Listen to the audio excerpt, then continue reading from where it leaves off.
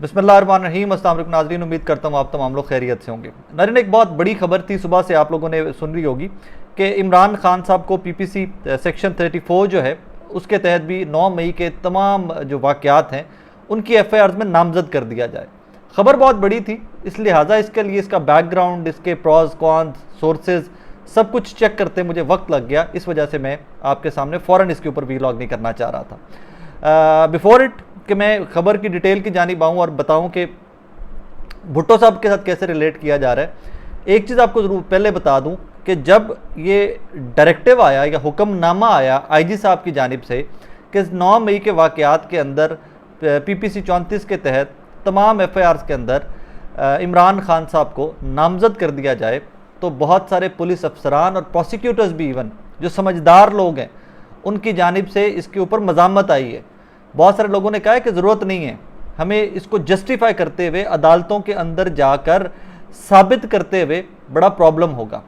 और मैं उस हल्के की बात बता रहा हूँ आपको कि जो बड़े अच्छे ज़रख़ेज़ जहन बैठे हुए हैं इस टाइम के ऊपर, जो 9 मई वाले वाक़यात के कानूनी मामलात सारे देख रहे हैं, उसमें पुलिस अफसरान भी हैं, उसमें वकला भी हैं, उसमें वो तमाम जो ज़रख़ेज़ जहन हैं जहाँ पर बैठ कर ये सारे मामलात को देखा जाता है, उन जहनों में से भी कुछ लोगों ने इसकी मुखालफत की है आईजी साहब के इस अमल की।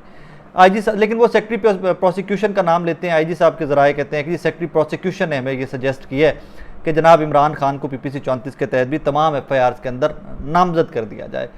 अब उकसाने या इसमें एक जो वकील साहब से मेरी बात हुई, उन्होंने बड़ी अच्छी मिसाल दी। उन्होंने कहा जी इसकी मोटी सी मिसाल आम लोगों के लिए, पब्लिक के लिए ये है, 2 लोग हैं, एक डकैती करने के लिए जा रहा है, उसके जहन में ये है कि मैं डकैती करूंगा, उसके साथ दूसरा बंदा है वो कत्ल के जहन से जा रहा है। ठीक है जी, वो कत्ल के जहन से जा रहा है। जो कातिल है उसने बंदा मार दिया, जो साथ के था वो तो डकैती के जहन पे जा रहा था, लेकिन कातिल ने पहले प्लान किया, तो उसने बंदा मार दिया। अब होता क्या है कि जो डकैती करने जा रहा था वो तो जहन बना के गया हुआ था डकैती का, उसने कत्ल नहीं करना था, लेकिन इकट्ठे थे, जा रहे थे, और सजा जो होगी जो डकैती वाला है उसके ऊपर भी कत्ल की सजा होगी। पीपीसी 34 की सब इससे आसान मैं आपको नहीं बता सकता डेफिनेशन, कि सबसे आसान डेफिनेशन इसकी ये बनती है। अब कहानी क्या है जनाब, होने क्या जा रहा है, कानूनदान क्या कहते हैं, जो बड़े सीनियर वकला हैं वो क्या कहते हैं, तो वो मैं आपके सामने रख देता हूँ। इमरान खान साहब को आपको पता है पीपीसी 148, 149 और 109 में पहले ट्रायल किया जा रहा है। 109 बहुत इंपॉर्टेंट है, इसका एक बैकग्राउंड है।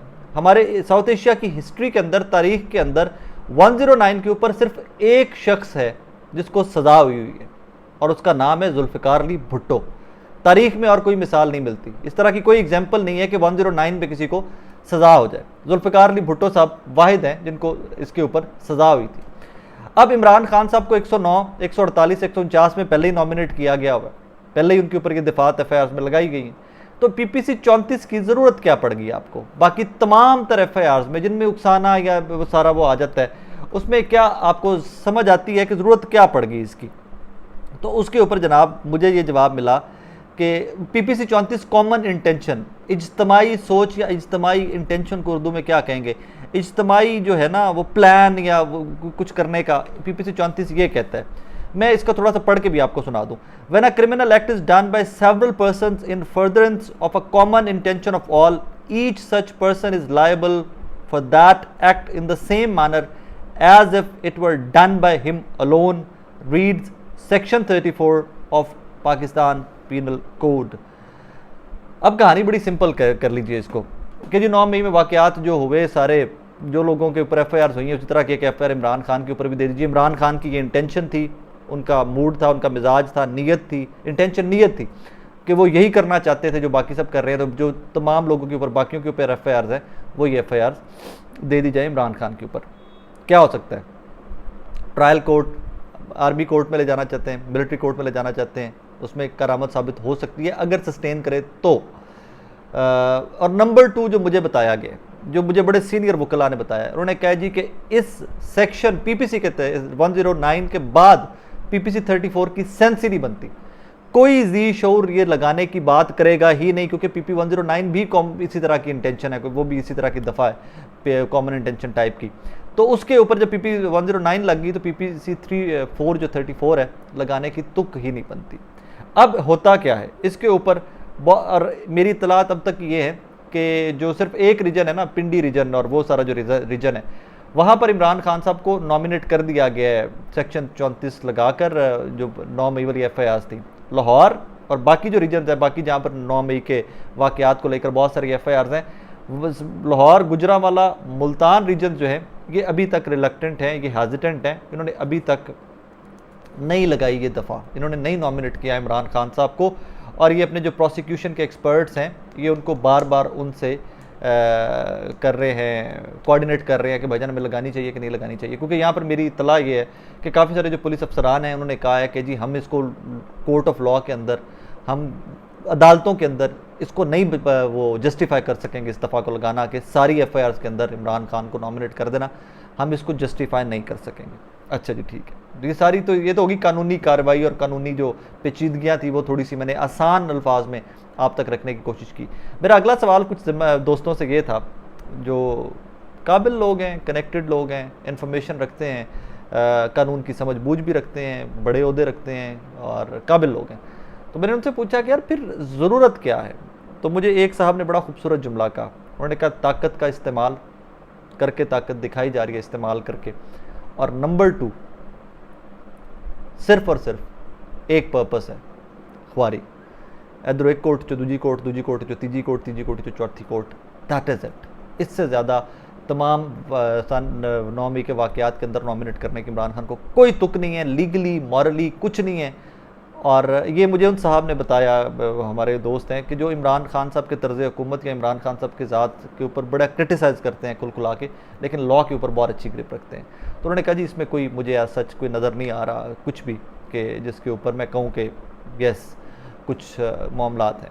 एक और मैंने इन्फॉर्मेशन आज इकट्ठी की है, मैं आप लोगों के वो भी सामने रख देता हूँ कि चंद ख़वातीन पाकिस्तान तहरीक इंसाफ की अभी भी जेलों में बंद हैं, जिनमें खदीजा शाह साहिबा हैं, सनम जावेद साहिबा हैं, तैयबा राजा साहिबा हैं, आलिया हमजा साहिबा हैं।